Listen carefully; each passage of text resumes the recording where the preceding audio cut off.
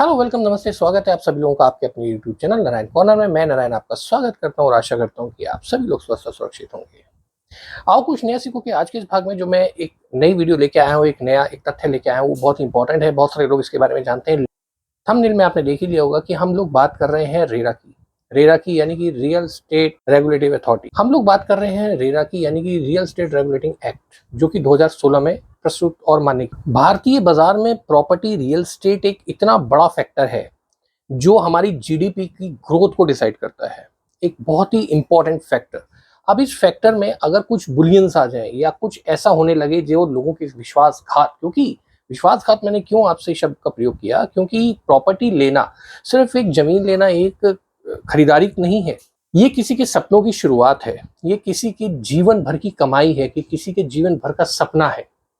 तो क्या इसमें अगर अनियमितताएं आ रही हैं या फिर कुछ ऐसी इश्यूज आ रहे हैं जिसमें लोग परेशान हो रहे हैं, आत्महत्या तक कर रहे हैं, सरकार ने सोचा कि अगर यही सब चलता रहा तो आने वाले समय में जो ये मार्केट है, रियल स्टेट है, ये इतनी बड़ी हो जाएगी कि जो जीडीपी को पूरी तरीके से प्रभावित करे। और अगर कुछ लोगों के हाथ में ये इस तरीके से चलती रही तो निश्चित ही तौर पर इसका ट्रस्ट फैक्टर जीरो हो जाएगा। अब अगर ट्रस्ट फैक्टर जीरो हो गया तो कौन करेगा इसमें इन्वेस्टमेंट और कौन लेगा इस तरीके की प्रॉपर्टी। 2016 में इसी चीज को ध्यान में रखते हुए बहुत सारी शिकायतें, बहुत सारे लोगों के ऐसे जो हुए थे प्रकरण, उसे ध्यान में रखते हुए, स्पेशली 2010 और 11 का जो कि ग्रेटर नोएडा में हुआ था, या और भी बहुत सारे हिंदुस्तान के अलग अलग हिस्सों में इसी तरीके की कुछ चीजें हुई, उसको ध्यान में रखते हुए सरकार एक बिल लेके आई जिसे रेरा एक्ट 2016 कहते हैं। इसमें कंज्यूमर को बहुत सारे अधिकार दिए गए। इसमें बिल्डर्स और डेवलपर्स के कुछ अधिकार, जवाबदेही सीमित की गई और जवाबदेही पूरी तरीके से लागू की गई। अब कोई भी फॉल्स या झूठे विज्ञापन देके प्रॉपर्टी नहीं बेच सकता। असामान्य तरीके से कोई चार्जेस नहीं ले सकता, यानी कि जिसे कहते हैं कि अनयूजुअल और अनफेयर प्रैक्टिस में कोई भी बिल्डर अब काम नहीं कर सकता। अब ये रेरा आपको किस तरीके से इफेक्ट डालता है, रेरा क्यों जरूरत पड़ी। रेरा की जरूरत तो देखिए इसलिए पड़ी, मैं आपको पूरी संक्षिप्त में वीडियो में अंदर बताऊंगा ही अभी। अगर कोई प्रॉपर्टी लेने जा रहा है और डेवलपर्स चाहे तो उस प्रॉपर्टी को जिसमें उसको मुनाफा ज्यादा है उसके प्राइस अपने हिसाब से बढ़ा दे, आसमान छुआ दे, और जब चाहे किसी भी और कारण से उस प्रॉपर्टी के दाम को नीचे गिरा दे। अगर ऐसा होने लगे तो ये प्रॉपर्टी का जो मार्केट है, जो रियल स्टेट है, ये इतना अनप्रिडिक्टेबल हो जाएगा कि इस पे इन्वेस्टमेंट या खरीदारी करने वाले लोग शायद ही बने। अब रेरा क्या है? रेरा एक ऐसा एक्ट है जो उपभोक्ता को अधिकार देता है कि वो अपनी इन्वेस्टमेंट सुरक्षित कर सके। बहुत सारे लोगों ने 2010 के बाद से स्पेशली दिल्ली एनसीआर में इतने केसेस बढ़े, सुप्रीम कोर्ट तक गया, सुप्रीम कोर्ट ने इस पर संज्ञान लिया और आशा जाहिर करी कि सरकार इसमें जल्द ही कोई इस तरीके का कदम उठाएगी जो लोगों की भावनाओं से और लोगों की जिंदगियों के साथ ना खेले। रेरा एक आपका ऐसा एक्ट है जो बिल्डर से आपको बचाता है। मैं सभी बिल्डर्स को गलत नहीं कह रहा, मैं सभी ब्रोकर्स को गलत नहीं कह रहा, लेकिन कुछ ऐसे हैं जिनसे ये सब चीजें लाने की जरूरत पड़ी, और अगर पड़ी तो इसका मतलब ये सब हो रहा था। अब आपको क्या जानना चाहिए प्रॉपर्टी लेने से पहले? रेरा के बारे में बहुत बड़ा एक्ट है। इसमें 10 चैप्टर्स में ये विभाजित किया गया है। 90 से ज़्यादा के इसमें सेक्शंस हैं, 96 के करीब सेक्शंस हैं इसमें बाद में भी कुछ अमेंडमेंट्स आए हैं, लेकिन हम लोगों को ये सारा पढ़ने की जरूरत नहीं है। इस वीडियो में मैं आपको संक्षिप्त में पूरा रेरा एक्ट समझा दूंगा कि क्या है जानने योग्य बातें, ताकि आप कल को किसी भी बिल्डर या डेवलपर से प्रॉपर्टी खरीदने तो आपको अपने अधिकार पहले ही पता होने चाहिए। और जब एक व्यक्ति अधिकारों के प्रति सजग होता है, जानकारी अपने पास रखता है, तो कोई भी उसको बेवकूफ नहीं बना सकता, कोई भी उसका फायदा नहीं उठा सकता। और ये बहुत इंपॉर्टेंट फैक्टर है। अगर आप प्रॉपर्टी लेने जा रहे हैं तो सिर्फ ये मत सोचिए कि प्रॉपर्टी लेनी है, डेवलपर ने कुछ भी कह दिया और आपने ले लिया। बहुत सारे लोग सर सुसाइड कर चुके हैं। बहुत सारे लोग अब उम्मीद छोड़ चुके हैं कि उनके सपनों का घर उन्हें वापस मिल पाएगा। वो आज किराया भी भर रहे हैं, वो लोन की ईएमआई भी दे रहे हैं, और आज भी वो इतने बुरे हालात में हैं कि मैं आपको बता नहीं सकता। आप शायद खुद जानकार हैं, आप कर लीजिए गूगल, आपको पता चल जाएगा कि किस तरीके के लोग सफर कर रहे हैं, परेशान हो रहे हैं। और अगर ये एक्ट पहले आ चुका होता, यानी कि 10 साल पहले, तो बहुत सारे लोगों की जिंदगी बच जाती। पर जब जो होता है तब सो होता है। लेकिन इसके बारे में अब भी अगर आप लोग जागरूक नहीं हुए तो ये बहुत बड़ा अन्याय है। रेरा आपके लिए जानना बहुत जरूरी है। अगर आप प्रॉपर्टी खरीद रहे हैं या नहीं भी खरीदे तो एक जानकारी आपको रखनी जरूरी है। देखिए, ज्ञान कभी भी व्यर्थ नहीं जाता। आप अगर आज इस चीज के बारे में जानेंगे, किसी भी चीज के बारे में अगर आप ज्ञान अर्जित करते हैं, तो आज नहीं तो कल यकीन मानिए वो आपको फायदा जरूर करेगा। आप नहीं तो आपके जरिए किसी और को फायदा करेगा। तो ज्ञान कभी व्यर्थ नहीं जाता, और इस ज्ञान को बढ़ाते रहना एक हर मनुष्य का कर्तव्य है, धर्म है। तो इसी सीरीज में आगे बढ़ते हुए आओ कुछ नया सीखो में हम चलते हैं, रेरा के बारे में जानकारी इकट्ठी करते हैं और एक ऐसी वीडियो है जो आपके ज्ञान को बढ़ाएगी। हाँ, लेकिन मैं ब्रीफ में नहीं जा रहा, मैं आपको वो सारी चीजें बता रहा हूं जो इसमें इंपॉर्टेंट फैक्टर्स हैं। वीडियो को अंत तक जरूर देखिएगा क्योंकि इसे समझने के लिए आपको एंड तक पूरी तारतम्यता बनानी जरूरी है। और वीडियो के अंत में मैं कुछ खास बातें, जैसा कि हर बार होता है, जरूर बताऊंगा। तो चलते पहले अपनी स्लाइड की तरफ और जानकारी एकत्रित करते हैं रेरा के बारे में, जो कि बहुत इंपॉर्टेंट होने वाली है और सारी जानकारियां इसी वीडियो में आपको मिल जाएंगी। वीडियो पे आगे बढ़ने से पहले एक सविनय निवेदन कि प्लीज वीडियो को लाइक किए बगैर मत आगे बढ़िए। अगर चैनल पे नए हैं तो सब्सक्राइब कर लीजिए और बेल आइकन दबा दीजिए, जिससे आपको सारी वीडियो समय पे मिलती है। तो आ गए जी हम अपनी स्लाइड पे और आज जैसा कि आप देख रहे हैं स्लाइड पे अपने ब्लैक बोर्ड पे हम लोग आज देखेंगे कि रेरा कंप्लीट गाइड। और इसमें सबसे पहले हम लोग रेरा की कंप्लीट ट्यूटोरियल में 5 चीज़ों पे हम लोग फोकस करेंगे। 5 पॉइंट हैं जिसके अंतर्गत हम पूरे रेरा को समझेंगे और जो जरूरी बातें हैं उसको ध्यान में रखेंगे। सबसे पहले व्हाट इज रेरा। दूसरे पॉइंट में हम समझेंगे ऑब्जेक्टिव्स ऑफ रेरा, यानी कि उद्देश्य क्या है रेरा के, जो ये इंट्रोड्यूस किया गया था। Applicability, process and documentation. अब ये क्या है एप्लीकेबिलिटी, प्रोसेस, डॉक्यूमेंटेशन, इसके बारे में समझेंगे। और एडवांटेजेस टू बायर, यानी कि जो लोग खरीद रहे हैं फ्लैट आज की डेट में बिल्डर से या डेवलपर से, उनके क्या फायदे होंगे इसमें। और 5वां है ग्रीवियंस एंड कंक्लूजन, यानी कि अगर कोई समस्या होती है या कहीं शिकायत करनी है तो वो कैसे होगा, इसका कंक्लूजन क्या है। तो ये 5 पॉइंट है जिसपे हम लोग फोकस करेंगे। तो अब पहले पॉइंट की तरफ चलते हैं। पहला पॉइंट है हमारा व्हाट इज रेरा। तो व्हाट इज रेरा, रेरा क्या है। रेरा के बारे में सबसे पहले देखते हैं कि रेरा देखिए 2016 में रियल एस्टेट रेगुलेटरी अथॉरिटी या which establish under the real estate regulation development act, जो कि 2016 में आया था। और ये उस समय की जो प्रॉब्लम्स आ रही थी उसको वो हटाने के लिए आया था। यानी कि उस समय जैसा कि मैंने आपको बताया कि इतनी ज़्यादा प्रॉब्लम्स चल रही थी, इतनी ज़्यादा दिक्कतें चल रही थी रियल एस्टेट में, हर जगह पे इतना ज़्यादा प्रॉब्लम चल रहा था कि उसको हटाने के लिए रेरा जैसे एक एक्ट की जरूरत थी। और ये जो एक्ट है ये रेसिडेंशियल और जो कमर्शियल है दोनों तरीके की प्रॉपर्टीज के लिए रखा गया था। Regulated to sale and purchase transaction के लिए आया था। इसमें जो मेन चीजें हैं वो ऐसा नहीं है कि कमर्शियल प्रॉपर्टी पे रहेंगी या रेसिडेंशियल पे रहेंगी, ये दोनों के लिए था। तो यहाँ पे इस एक्ट की जो समझने वाली खास बात है उसमें यह है कि सबसे पहले तो ये एक स्टेट लेवल पे इम्प्लीमेंट किया जाएगा, सभी स्टेटों को ये मानना होगा। उसके बाद ये कमर्शियल और रेसिडेंशियल प्रॉपर्टीज दोनों पे लागू होगा।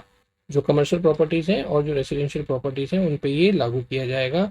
परचेज ट्रांजैक्शन के लिए जो भी रियल स्टेट सेल परचेज के लिए जो भी ट्रांजैक्शन होती हैं बिल्डर के साथ, उसमें ये एक्ट प्रभावी रहेगा।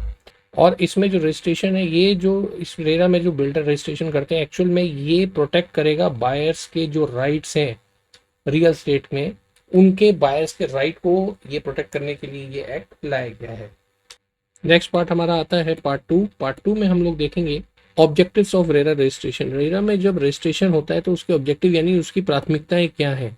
सबसे पहले तो आता है कि जो कस्टमर है उनकी जवाबदेही, मतलब जो कस्टमर इन्वेस्ट कर रहे हैं फ्लैट्स में उनके लिए जवाबदेही तय करना, एक अकाउंटेबिलिटी तय करना टूवर्ड कस्टमर, यानी कि जो लोग इन्वेस्ट कर रहे हैं उनके तरफ क्या जवाबदेही है, जिम्मेदारी है बिल्डर की, वो तय करना।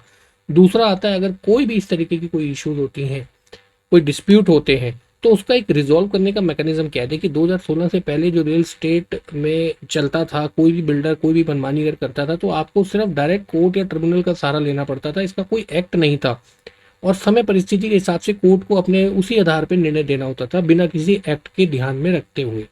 यानी कि अगर कोई ब्रीच हो रहा है तो वो कॉन्ट्रैक्ट एक्ट के तहत जाएगा, राइट। अगर कहीं पे कोई कंडीशंस है तो कंज्यूमर एक्ट के थ्रू जाएगा। लेकिन एक ऐसा सेपरेट एक्ट नहीं था 2016 से पहले जो कि रियल एस्टेट में कंज्यूमर के राइट को प्रोटेक्ट करे, तो यहाँ पे उसका कोई मैकेनिज्म नहीं था। इसके जरिए वो मैकेनिज्म स्थापित किया गया। अब इसमें रेरा में क्या है कि फ्रॉड भी बहुत हुए हैं। बिल्डर्स जो थे नए नए, जिनके पास कैश का पैसा ज़्यादा था, उन्होंने रियल एस्टेट बिजनेस में घुस के ज़मीनें खरीदी और मनी लॉन्ड्रिंग भी करी। और बहुत सारे ऐसे अनलॉफुल एक्ट थे जो करे, जिसको रेगुलेट करना बहुत ज़रूरी था, जो कि कंप्लायंसेस इशू थे।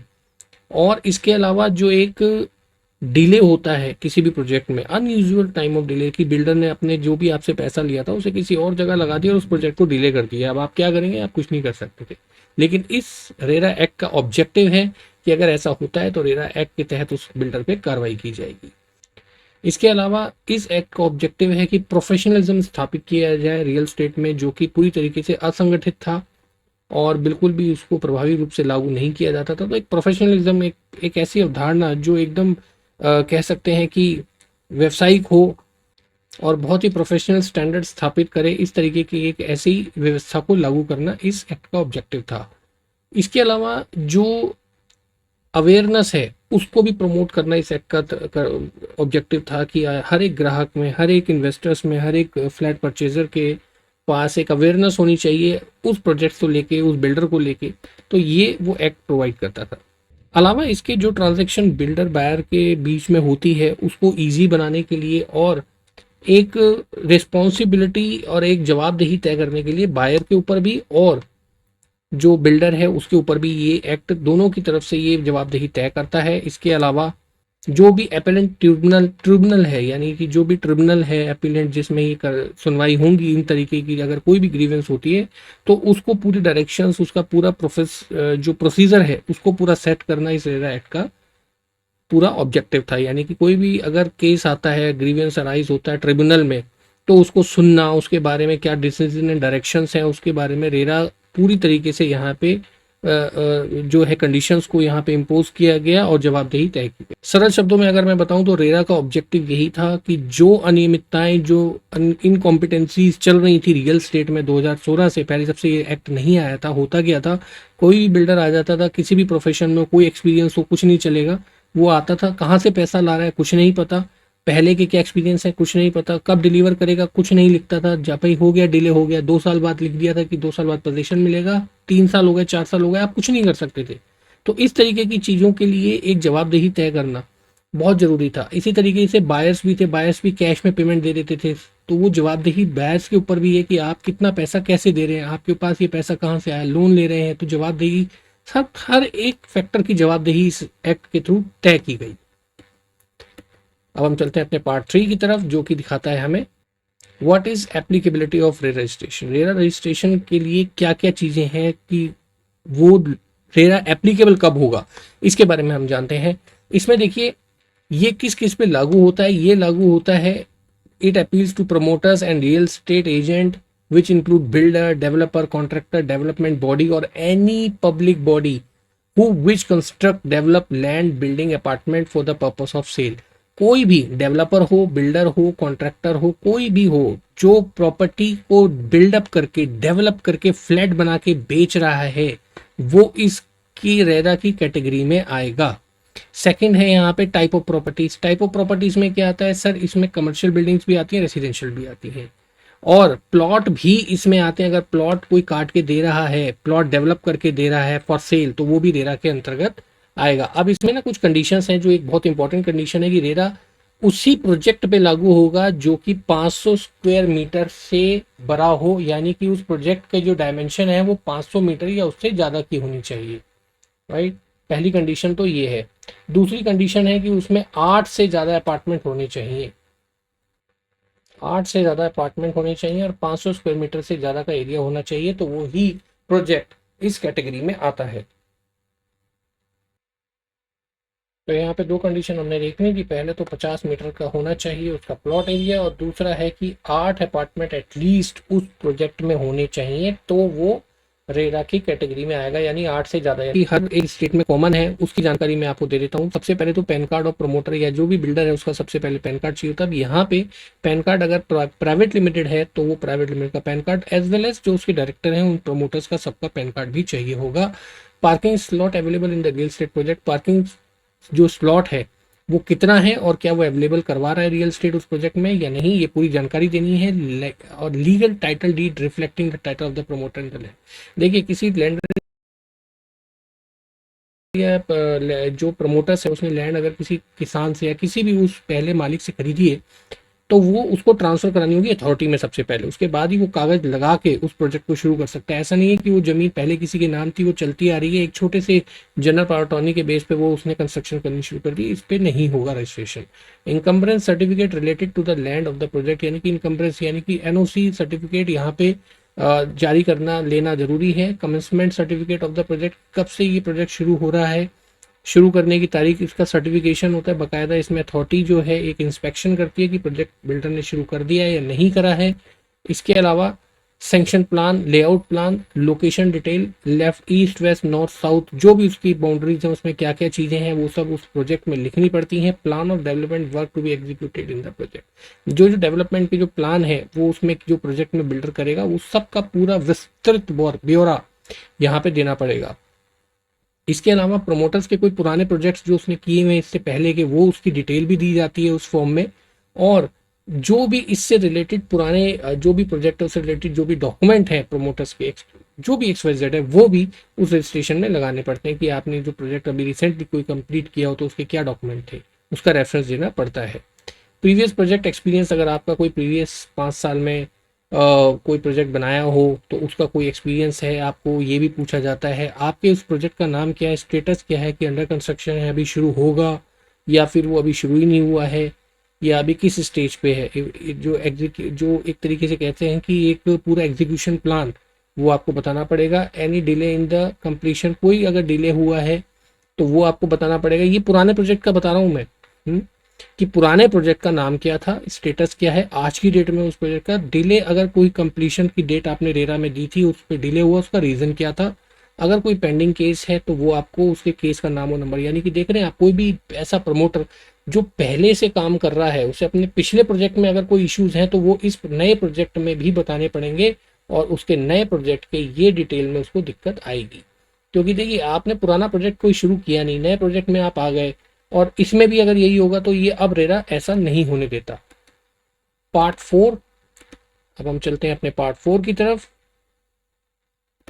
पार्ट 4 था advantages of registration in ray of real estate project under RERA for buyers. अब बायर्स के लिए क्या क्या, देखिए हमने यहाँ पे प्रमोटर्स का देख लिया कि क्या क्या डॉक्यूमेंटेशन चाहिए, क्या क्या करना होता है। अब बायर्स के क्या क्या इसमें फायदे हैं वो मैं बताता हूँ।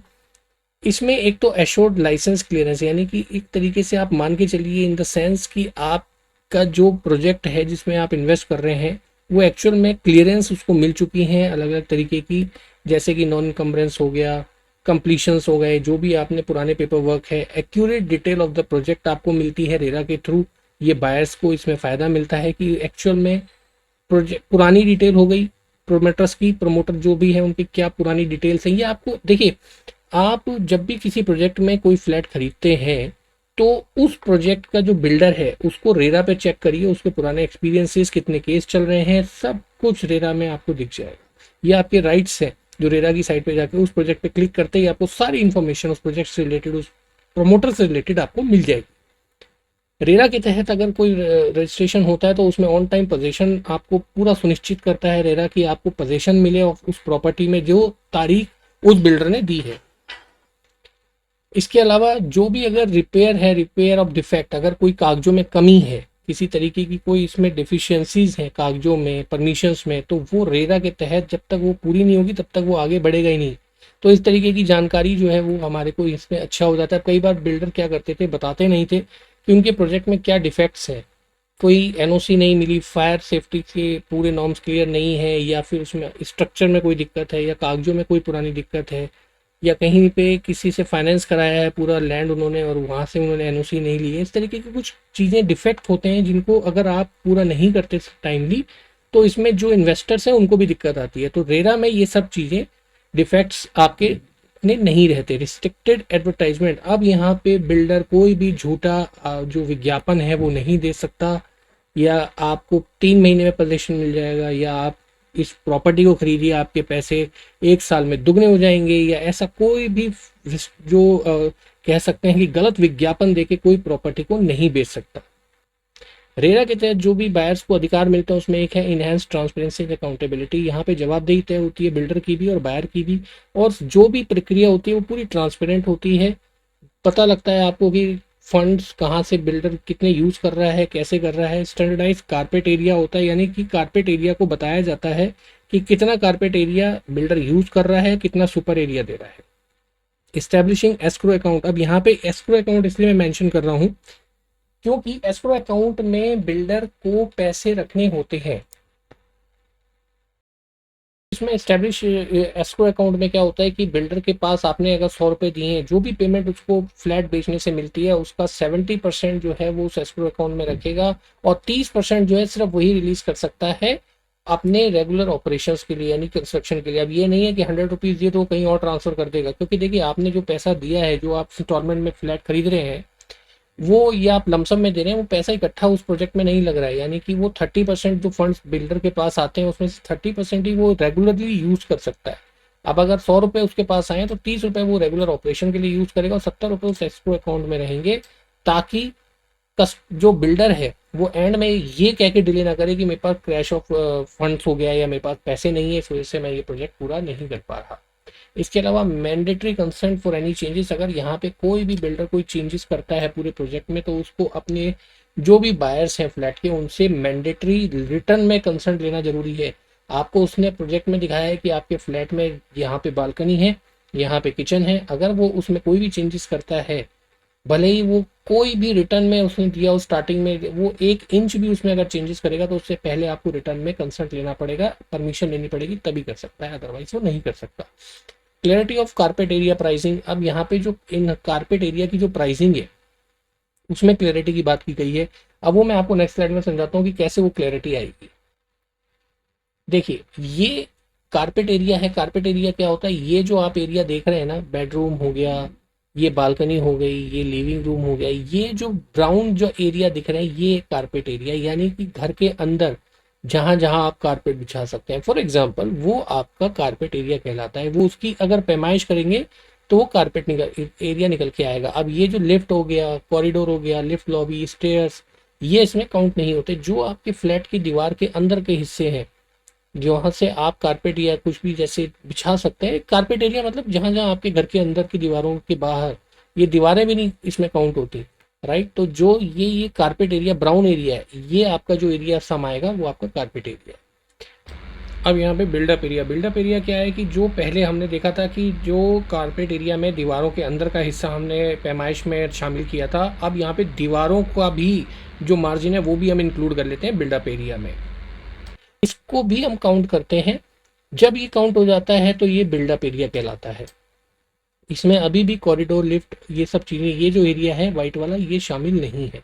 अब हम सुपर बिल्डअप एरिया की बात करते हैं। सुपर बिल्डअप एरिया में क्या है, एक तो ये बिल्डअप एरिया यानी कि आपकी दीवारें, आपके इन हाउस जो भी आपका पूरा पैमाइश है ये वाला, ये पूरा आ गया आपका अंदर, प्लस कॉमन एरिया यानी कि जो स्टेयर्स है, लिफ्ट है, इसका रेशो, यानी जो मैंने पहले आपको अपनी पिछली वीडियो में बताया था कि ये 30-70 होना चाहिए। ये वाला जो कॉमन एरिया है इसकी लोडिंग आपके टोटल एरिया का 30% होनी चाहिए।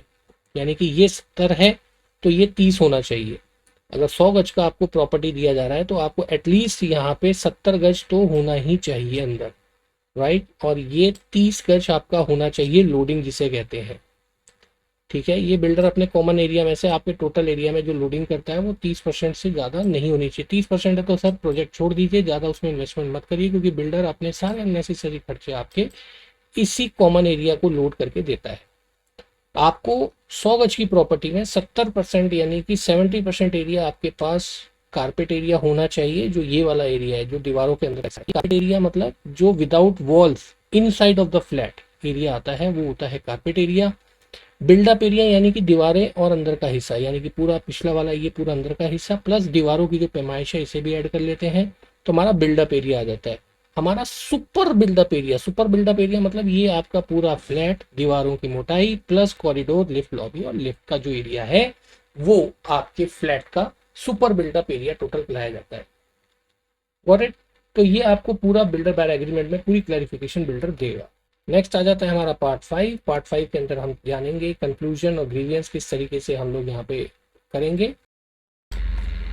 तो अब आ जाता है हमारा पार्ट 5 जिसमें हम लोग डिस्कस करेंगे कि पूरा कंक्लूजन क्या है और अगर ग्रीवियंस हो जाए यानी कि अगर कहीं पे हमें शिकायत करनी हो तो वो कैसे करेंगे। देखिए आप सबसे पहले इस चीज़ को जान लीजिए कि रेरा जब आया था तो उस समय इतनी ज़्यादा इनकॉम्पिटेंसीज थी, इतने ज़्यादा कंप्लाइंसेस थे कि वहाँ पे हम लोग बिना एक्ट के सर्वाइव ही नहीं कर सकते थे। यानी कि आप और मैं जो बायर हैं, बिल्डर की अपनी मनमानी होती थी। अब यहाँ पे कोई भी बिल्डर अगर कोई भी एक्ट के विरुद्ध कार्य करता है या फिर उपभोक्ताओं का अधिकार जो है उसका संरक्षण नहीं होता तो रेरा में ये प्रावधान है कि एक एडजुडिकेटिंग ऑफिसर यानी कि जो लीगल ऑफिसर होगा वो इस पूरे मामले में निगरानी करेगा। और हर एक स्टेट में हर एक स्टेट में, चाहे वो दिल्ली हो, हरियाणा हो, पंजाब हो, महाराष्ट्र हो, कोई भी स्टेट हो, हर एक स्टेट का एक अपना लीगल ऑफिसर होगा जिसे रेरा का एडजुडिकेटिंग ऑफिसर कहा जाएगा। अलावा इसके रेरा में और भी बहुत सारे प्रावधान हैं, लेकिन हम लोग सरसरी तौर पे जो मेन है उसके बारे में डिस्कस कर रहे हैं, जो आपको जानने जरूरी है। अदरवाइज बहुत सारे 96 क्लॉसेस में ऐसे हैं जो कि एक आम उपभोक्ताओं के मतलब के नहीं है, लेकिन ठीक है, अगर वो जानना चाहते हैं तो उसके लिए भी हम आगे बात कर लेंगे। लेकिन जो मेन है कि कोई भी बिल्डर अगर इस तरीके की अनियमितताएं करता है तो उसके खिलाफ कार्रवाई की जाएगी। और अगर जो आगे ये जो मैंने आपको कंडीशंस बता रहा हूँ, इसमें अगर वो कोई भी दोषी पाया गया बिल्डर तो उसे पेनल्टी भरनी होगी। जैसे कि अब अगर कोई भी बिल्डर कोई भी अनियमितताएं करता है या फिर कोई भी ऐसी चीज़ छुपाता है जो कि गलत है, तो उस पर 10,000 रुपये डे के हिसाब से फ़ाइन किया जाएगा, या फिर जो पूरी लैंड है उसका 5% एज अ पेनल्टी उससे वसूला जाएगा। अगर कोई भी डेवलपर या प्रमोटर कोई गलत इन्फॉर्मेशन देता है, यानी कि उसने बताया कुछ और आपको दिया कुछ, उसने बताया कि 2 कमरे होंगे, दिया 1 कमरा, या आपकी बालकनी या आपकी किचन का एरिया उसने चेंज कर दिया नक्शे के हिसाब से, वैसा नहीं दिया तो फी, या फिर उसने फ्लोर बनाए 15 और पास हुए थे 10, तो भी पूरे प्रोजेक्ट की कॉस्ट का 5% उससे वसूला जाएगा एज अ पेनल्टी। अलावा इसके कुछ एक ऐसी चीज़ें हैं जो ज़रूरी नहीं है कि उसमें रेरा रजिस्ट्रेशन लिया ही जाए डेवलपर के द्वारा। यानी कि मैं समझाता हूँ कि ऐसे बहुत सारे प्रोजेक्ट होते हैं जिसमें रेरा के रजिस्ट्रेशन की ज़रूरत नहीं होती। वो कौन से प्रोजेक्ट हैं? जिसमें कि 500 स्क्वायर मीटर से कम अगर किसी प्रोजेक्ट की लैंड की एरिया है तो उसमें रेरा की रजिस्ट्रेशन की ज़रूरत नहीं है, या फिर उसमें अगर 8 से कम फ्लैट हैं तो भी रेरा की रजिस्ट्रेशन की ज़रूरत नहीं है। अब किसी का कोई प्रोजेक्ट बना रहा है लेकिन उसमें सिर्फ 6 ही फ्लैट बनाए हैं तो रेरा रजिस्टर्ड नहीं होगा, या फिर 500 मीटर से कम है तो रेरा की रजिस्ट्रेशन की ज़रूरत नहीं है। इसके अलावा इसमें बहुत सारे कुछ ऐसे वर्क हैं जिसके लिए रेरा रिस्ट्रिक्टेड करता है रजिस्ट्रेशन के लिए, जैसे कि सिर्फ रेनोवेशन मतलब सिर्फ प्लास्टर चेंज हो रहा है, स्ट्रक्चर नहीं, स्ट्रक्चर मतलब दीवारें चेंज नहीं हो रही, सिर्फ प्लास्टर चेंज हो रहा है। रिपेयर या रीडेवलपमेंट मतलब कि सब चीज़ें वैसे ही हैं, चेंज कुछ नहीं हो रहा, सिर्फ उसका रीडेवलपमेंट, जैसे वाइट वॉश हो गया, राइट, मरम्मत हो गई, दरारें आ गई उसे भरना है, राइट, तो ये रीडेवलपमेंट होगा।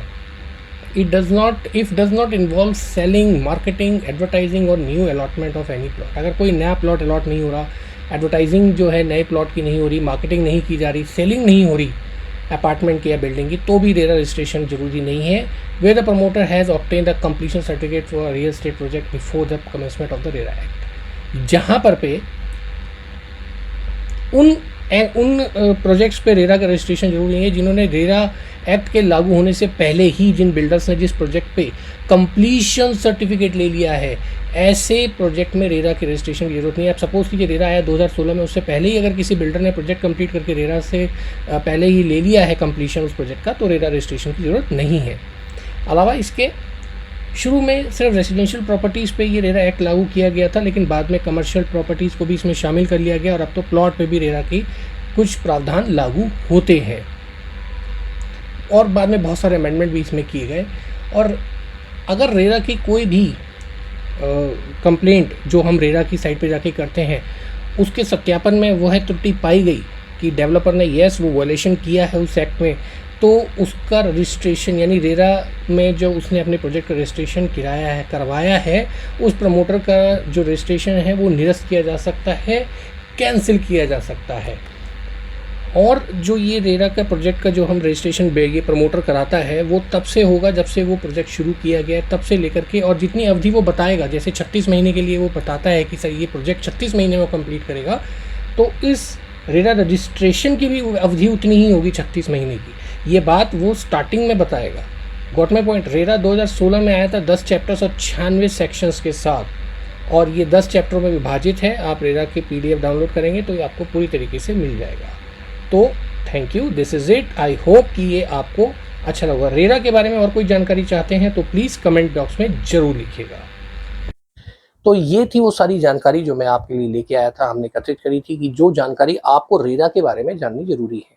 देखिए, रेरा एक्ट पूरा पढ़ने के लिए बहुत सारी इसमें चीज़ें हैं, उसकी आवश्यकता नहीं है, हाँ, लेकिन जो जरूरी चीज़ें हैं वो मैंने इस वीडियो में आपको बताई है।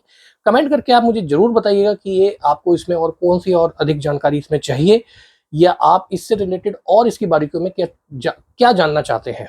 प्रॉपर्टी से रिलेटेड अगर किसी और विषय पे भी आपको सहायता की जरूरत है या आपको मार्गदर्शन चाहिए तो मैं और मेरी टीम पूरी तरीके से तत्पर है आपको इस बारे में और मार्गदर्शन देने के लिए। प्लीज़ वीडियो में कमेंट करके जरूर बताइएगा कि ये विषय आपको कैसा लगा, आप इसके विषय में और क्या जानना चाहते हैं, और अगर किसी और विषय के बारे में भी आपको जानना है तो आप प्लीज़ कमेंट जरूर करिए ताकि हम उस विषय को आपके सामने प्रस्तुत करें। So this is it for today. अगली वीडियो में इसी तरीके की जानकारी, एक तथ्य के साथ मैं फिर हाजिर होऊंगा। तब तक अपना ख्याल रखिए, सुरक्षित रहिए। जय हिंद।